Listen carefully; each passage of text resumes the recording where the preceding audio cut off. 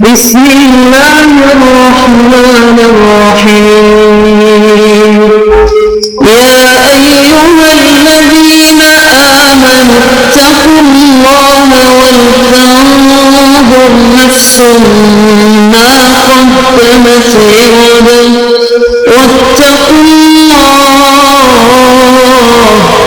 إن الله خبير بما تعملون۔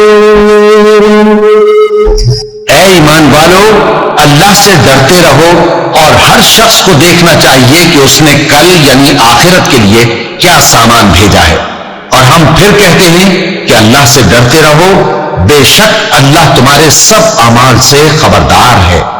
بسم اللہ الرحمن الرحیم، الحمد للہ رب العالمین، والصلاة والسلام على اشرف الانبیاء والمرسلین وعلى آلہ واصحابہ اجمعین ومن تبعہم بإحسان الى یوم الدین۔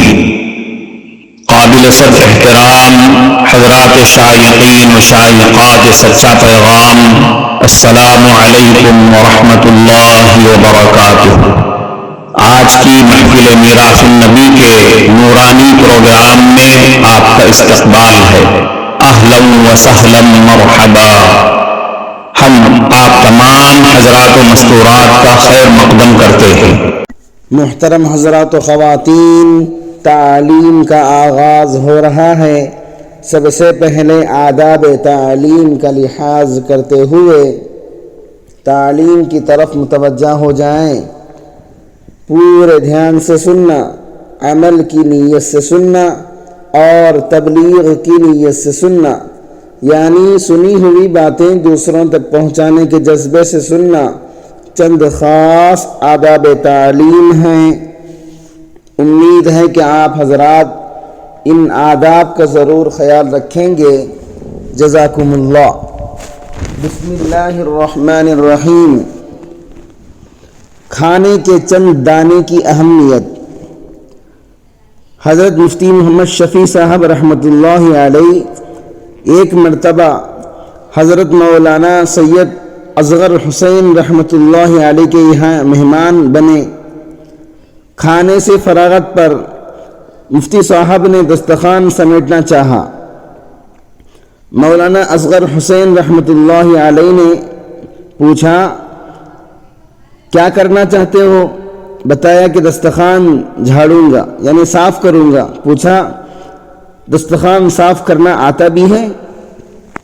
مفتی صاحب حیران ہوئے کہ اس میں جاننے والی کون سی بات ہے، لہذا یوں پوچھا کہ آپ بتا دیجئے کہ کیسے جھاڑتے ہیں، کیسے صاف کرتے ہیں؟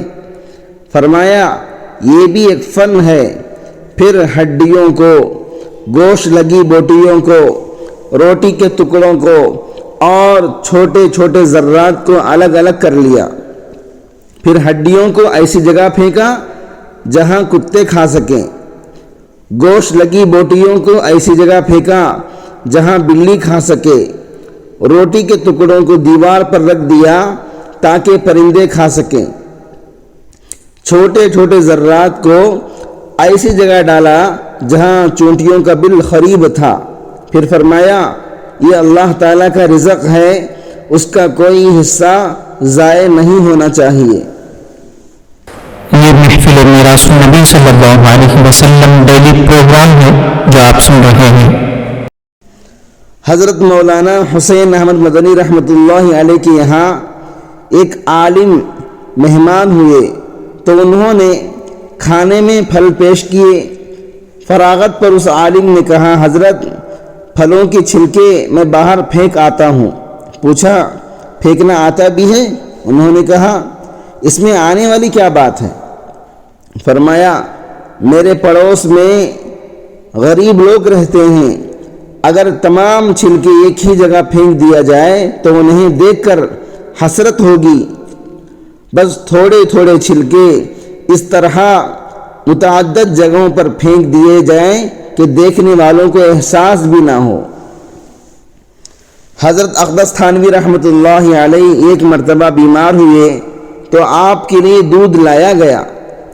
آپ نے نوش فرمایا اور تھوڑا سا بچا ہوا دودھ سرہانے رکھ دیا۔ اس دوران آپ کی آنکھ لگ گئی۔ جب بیدار ہوئے تو گلاس اپنی جگہ سے غائب پایا۔ خادم سے پوچھا کہ اس بچے ہوئے دودھ کا کیا معاملہ بنا؟ اس نے کہا حضرت ایک گھونٹ ہی تو بچا تھا، میں نے پھینک دیا۔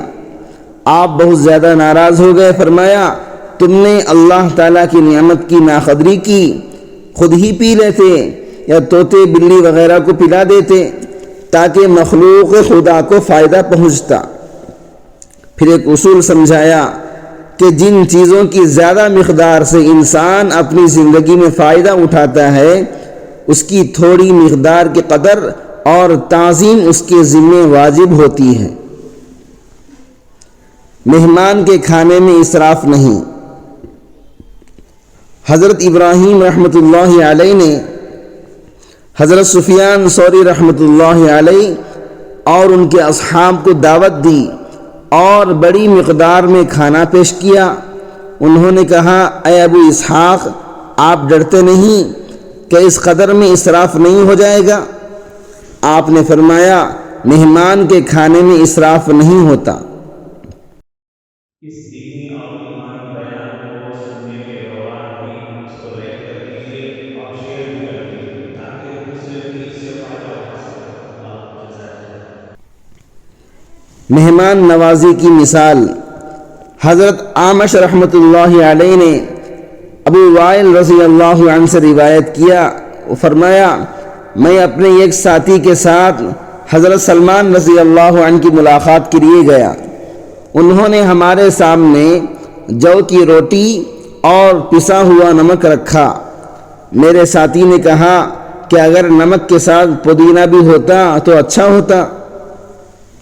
حضرت سلمان رضی اللہ عنہ باہر تشریف لائے اور لوٹا رہن رکھ کر پودینہ خرید کر لے آئے۔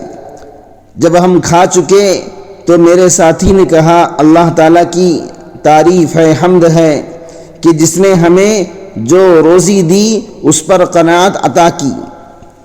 حضرت سلمان رضی اللہ عنہ نے فرمایا اگر تو دی ہوئی روزی پر قناعت کرتا تو مجھے لوٹا گروی نہ رکھنا پڑتا۔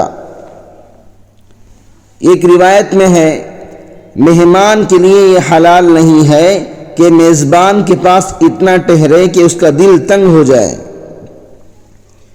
امام